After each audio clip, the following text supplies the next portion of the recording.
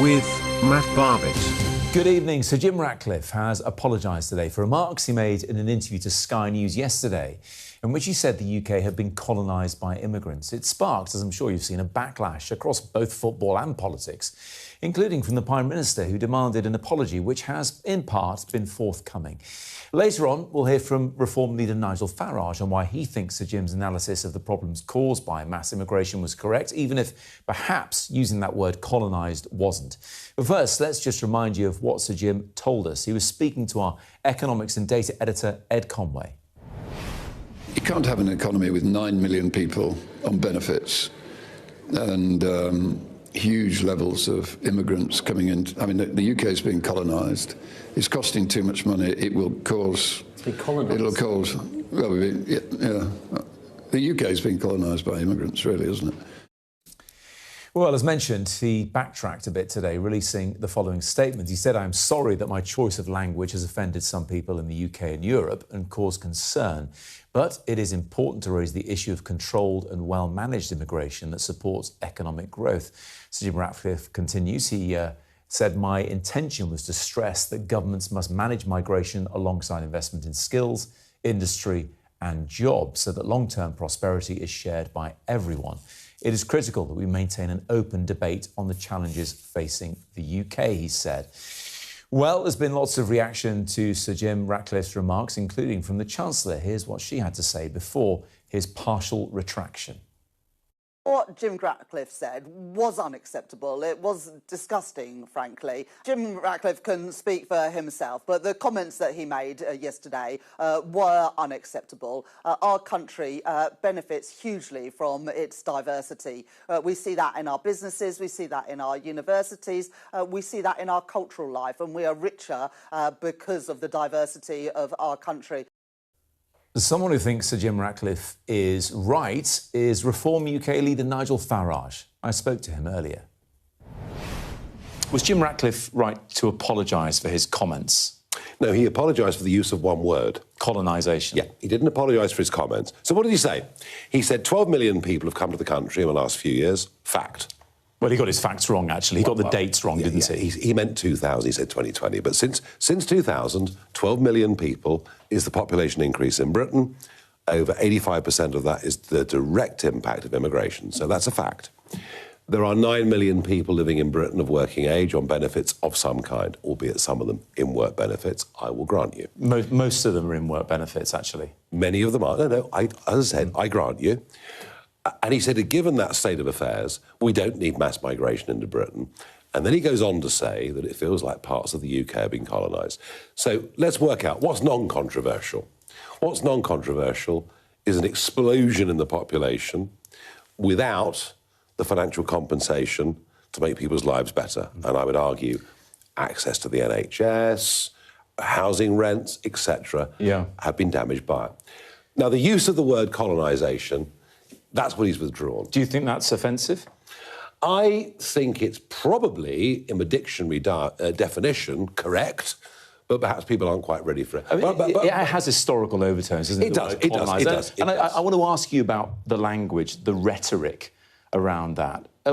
People using words like that, people referring to Enoch Powell speeches, is that overshadowing having a considered debate on migration? And that's the problem, that you go down a route where people shut up and say, right, we can't discuss this, it's all too difficult, whereas the issues that he raised with the numbers, with the economic cost, are all too real. All I would say is this. But you think he did it in a clumsy way, getting his facts wrong in terms of dates? It's just one word. Everything he said was right. One word can be used in a different context. However, it's very interesting, the last census, there are 1 million people living in Britain who speak no English. They say in the census they don't speak good English. No, that's doesn't mean there's 1 million aren't speaking any English at all. 5 million don't speak good English.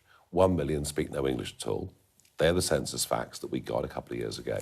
And if you get say you and I went just a few miles east of here, we would see road signs, we would see London Underground signs, we would see bus stops with parallel foreign languages. Now, that actually, to most people, is not acceptable. Well, Sir Jim Ratcliffe... And so here's the issue. Here quickly is the issue. Yeah. The immigration that we had kind of worked for decades. The numbers were manageable. Britain needs immigration. No. Doesn't it? Do you think it does? What, mass immigration? No. No, immigration, generally. Do you know what? When I was first elected to the European Parliament in 1999, the word immigration didn't appear once on my literature. It wasn't an issue because net migration was about 30,000 a year. Yeah. It's gone since then to 1 million a year, and that's the point. Let me just come back to your point about foreign street signs and that kind of thing. So Jim Ratcliffe himself is an economic migrant, isn't he? He lives in Monaco. Should he speak French or Monegasque living there? He would probably argue that he's a refugee from the British tax system, but that's a separate debate. He's an economic migrant, isn't he? Monaco is a... Is he an economic migrant, yes or no? He's a tax migrant. He's an economic migrant then, isn't he? Yes, he is, but you know what? He's not claiming social security. But he's not claiming social security. He's not paying taxes that could go on people's benefits. Nobody's spending lots of money in Monaco employing people and spending money in the high street. Well, he's actually, Nigel Führage, he's cut hundreds of jobs here in the UK, in Grangemouth. He wanted to build... Do you know why? Hang on a second. He wanted to build his Ineos Grenadier car in Wales. You know where it's built now? It's built in France. Yeah. And so how much is he contributing? And I suspect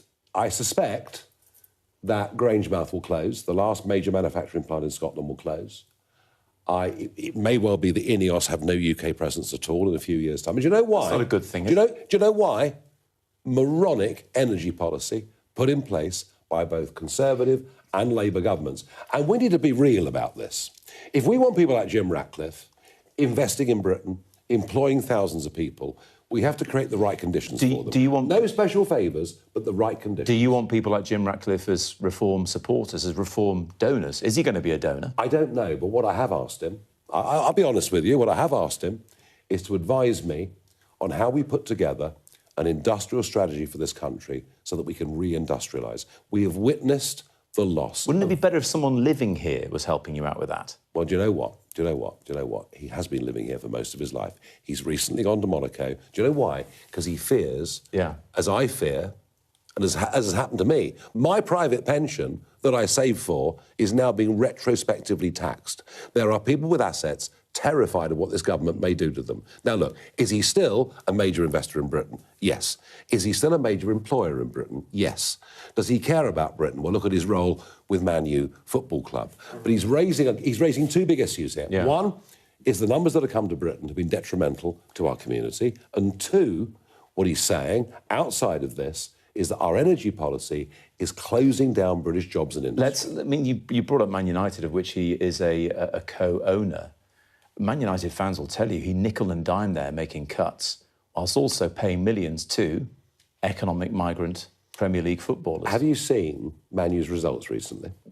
That's nothing to do with Have you seen Man U's results recently? Well, they are... Hang on. I'm a Liverpool fan, so yes, of course I've seen it. Well, they're on the turn. Well, I think Michael Carrick probably has more to do with that than... What he would argue... However, the point remains the same. He's employing economic migrants who play for Manchester United. And are they on benefits? Are they paying taxes? I would assume. Of course they are. Of course they are. But the man who owns them isn't. I'm sorry. This is ridiculous. To compare high-skilled migration or work permits... So that's fine. Limited... I'm trying to understand... It's always been fine. Okay. It's always been fine. What is not fine is an increase of the population of 12 million people. What is not fine is the impact that's had on the lives of ordinary folk and communities. That is what is not fine. What is not fine are areas of our cities being to local residents unrecognisable from what they are. That is what he's arguing. That is a subjective point of view, because local residents may quite like that. Well, if they want it turned into a foreign country, maybe they do, but that's what's happened. On Jim Ratcliffe, you've had conversations with him. Yeah. You want to get his advice. Yeah. If he did donate, would you welcome that, given that he lives abroad? Is he a British citizen? Is he a British employer? Is he a British investor? Has he paid vast amounts of tax in this country? Is he patriotic about Britain? Because one of your biggest owners is Christopher Harborne, isn't he? Yes. He lives in Thailand. So? Well, people who aren't living here and paying taxes here, how much of a say should they have over what goes on here? We are living, and actually what the Remainer mainstream media needs to get a handle on, we're living in a global economy.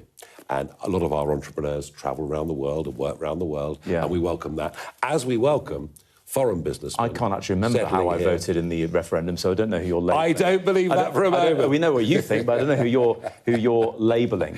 Listen, In talking to those billionaires, and maybe you're talking to the likes of patriotic millionaires, they would want more millionaires to stay here and pay their taxes. Well, you do. Do you know what I want? You're a millionaire yourself now, aren't you? Do you know what I want? Millionaire yourself now. My personal finances are irrelevant. Do you know what I want myself? I want as many rich people as possible to come back to the UK, to pay loads of tax here. Because if we force away all the rich, your average worker and your poorer person will have to pay more. Final point. Net migration has fallen by 2/3 in the past couple of years, down to around about 200,000. Do you know why? Well, you will say the Boris wave has passed. Labour would say it's something to do with them. It's the exodus. Net migration is those that come in against those that leave. Those that come in, hang on, those that come in, and these days are generally quite low-skilled, and generally will be a net cost to the country in economic terms, not benefit. There are people coming in. The people leaving are the high taxpayers and the entrepreneurs. We now have an exodus of talent from our country. It's a real problem. So the net migration figures look lower because of the scale of the exodus. But if net migration keeps going down and ends up being zero, you've got a bit of a problem then, because you haven't got as much of an argument, have you? If net migration goes to zero, it means the exodus... Will you pack up and go home? Is that what happens? It means the exodus of talent from this country has reached a level approaching catastrophe.